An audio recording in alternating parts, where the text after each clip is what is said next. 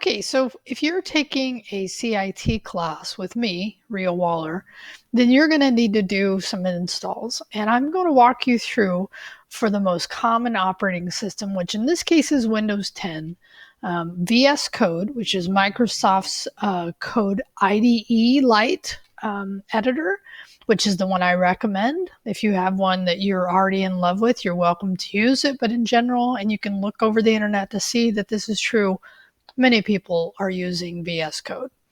And I will also shall walk you through the install of GIT. And now, just if you happen to know, there is a part of VS Code without the actual GIT install that will work, but because we are going to be using command line to do our beginning part of this class, you still need to install GIT. Okay, so now what I'm going to do is I'm actually running on a Mac. And so in order to demonstrate this to you on Windows 10, I'm actually running a VirtualBox. If you've never used VirtualBox, it's a great handy thing to have.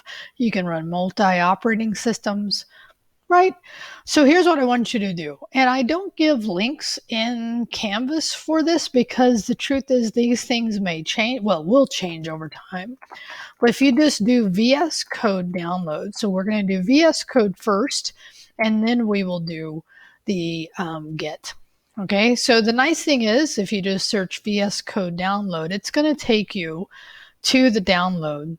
And it's going to show you all the different options you have for for the different operating systems, right? Which is great.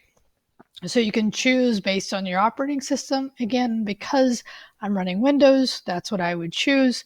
And it is, in this case, I happen to be running a 32-bit, so I can absolutely do that. But I can just do the generic one in this case. And what will happen here, and if you did notice it, real quick, is actually coming down and it is placing on my local computer an exe, an executable file. Okay, now what I could do is go find that, or in this case, I could just click on it. Okay, and so it's going to open VS Code. And the installation for VS Code's pretty straightforward. I'm just going to say, yeah, I accept the agreement. Now, by the way, I should always say that we should all read all of this. Sometimes, unfortunately, I think they make it to where it's so much that we don't read them. But it is good to understand the basic concepts of a licensing agreement and how it can affect you. There's actually software that can evaluate these for you. Okay, so before I skip over that, now the other thing is it's going to default into the installed location that it's showing here, which I'm fine with. I could change it if I want. You're welcome to do that as well. It's going to tell me how much space it's going to take. Again, this software is completely free, and do not confuse Visual Studio Code with Visual Studio, okay? It's two different products. Make sure you get the right one for my class, and we're just going to let it default there. Now, of all these things, a desktop icon, open with is kind of fun to have, right? But for sure, what you want to do here is add this to the path, okay? And the path is it holds all the different directories that it will look for if it doesn't find it in your current one. So I'm going to leave that one, and I'm also just going to have it create, in this case, a icon. And this is just showing me, and then off we go to the races for it to install VS Code. I'm not even going to have to pause here because I think it's going to go fairly fast. The other thing is, once you get VS Code installed, do know that it does update fairly on a regular basis. So you will often see update the software, and I highly recommend that whenever there is an update to VS Code that you do that. So I'm going to go ahead and finish, and it's just going to launch the software for me. Now, through this class, and again, it depends on, because I teach a variety of classes here at Fresno City College, and depending on which class you take, then we'll learn either JavaScript or Python or HTML and CSS, because that's what I teach. And I'll walk you through the specifics of your class in a moment. Well, actually, in probably a future video. Okay, so now that I have VS Code installed, I'm actually going to, before we do anything else, go ahead and install Git. Okay, and actually, I think I'll do this. I'm going to do terminal. I'm going to say, in this case, on Windows, it will default into the PowerShell.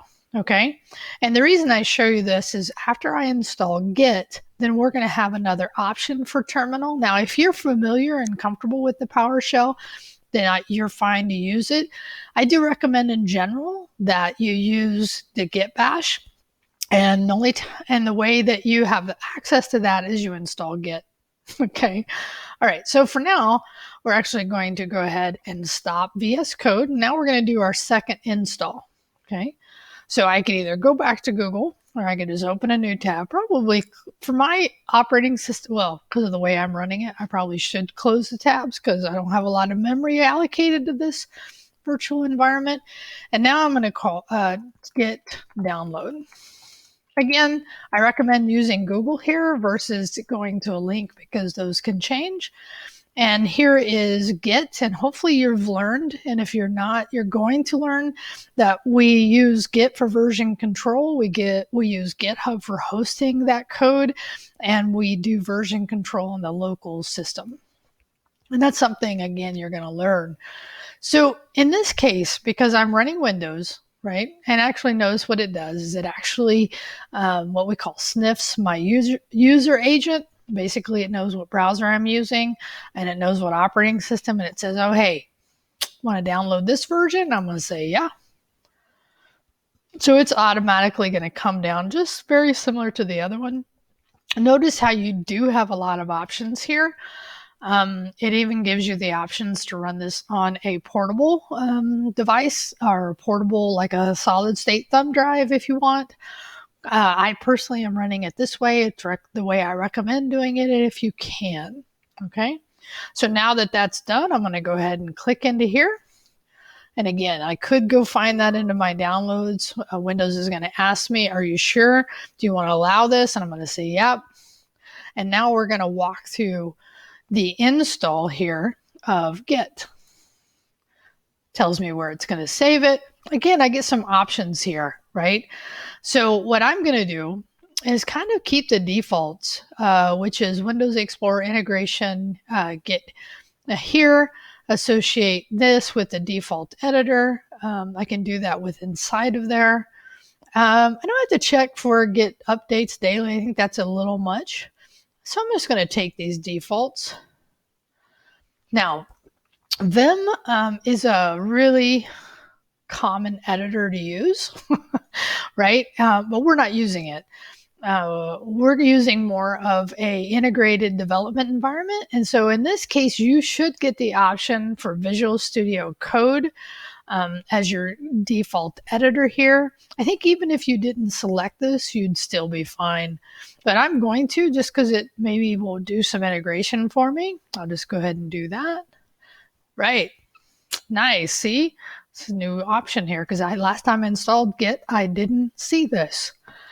Okay, so I'm going to use Git. This is the recommended setup from the command line and also using third-party software. I'm going to leave it that way. That sounds fine to me. In the past, I have said use Git with Git bash only, but I'm going to leave the recommended here because I'm guessing that they know some things I don't about this. SSL, OpenSSL, something we don't do in this class, so we'll keep the default. This line return is a very common setup, so we'll go ahead and just leave it as default. Tiny, we'll use that. Fast forward, get pulls. Yeah, actually we'll leave it there. Enable system caching. Oh, now this is kind of nice because of what it will do is once you authenticate into Git, you will be able to hopefully have it save your authentication, which is kind of nice. I'm not going to do any experimental stuff, and I'm just going to let that install. So at this point, the last thing, once the install is done, I'm actually just going to show you one final thing because for all my classes, I want you to use the integrated terminal inside of VS Code. And what really that indicates is that there are other terminal programs. Again, I've talked about PowerShell, which is built into Windows, terminal that's built into the Mac. There are other programs you use, but why not use one you're already using? Okay. So we're almost done here, so we can go ahead and let this finish, and then I can show you the last piece, which is just how to set up your VS Code to have your terminal be Git Bash. Hopefully this doesn't take much longer. Again, this will, I'm trying to stretch it out, but there we go. So it did finish. Glad I was a little patient. I almost lost my patience there. We'll just, we're not even going to view the release notes. We'll just hit next, and then we're done. All right, so now what I'm going to do, and I thought I had added VS Code to my, here it is, right? So we could add it to here as well if we wanted, but I'm going to go ahead and open VS Code here. And then I'm going to come back to that terminal setting that I showed you before, because now we should have the ability, let's see if it's here. If not, we hit add, and under here, select default shell. Oh, there we go, Git Bash. Okay, so let me slow down and show you what I had to do here. So in this case, Windows needed me to do additional step. It didn't just automatically integrate it, which is fine. That's fine. So what I did is I added a new terminal setup. And in this case, it just added a PowerShell, but I said select default shell. And that gave me the option, and I'm just going to hit bash there. And what it should do is change that. Let's see if it did. Oh, I love it when things work. Let's actually drop it and see if just coming back into terminal. Oh, not split it. Oh, it did. Look, it did add it, but I accidentally did something I didn't want. It's just a visual thing. New terminal. And now it has, and you could play with the order here. Oh, look, you can have either one or in bash, right? So there you're, now there's your bash. So in other words, when you now learn commands in this class, like git status, now in this case, because we're not in a repo, you're not going to get it. But the other one you can do is git -- version. And it will show you which version you're running on your computer, which tells you you got VS Code installed and you're using the built-in terminal. In this case, I'm suggesting Git Bash. Again, you can use something else if you want. I've just had the most success for this using Git Bash. Okay, I think that's it. Hopefully this gives you a common start and just a visual for how to set up and install these things.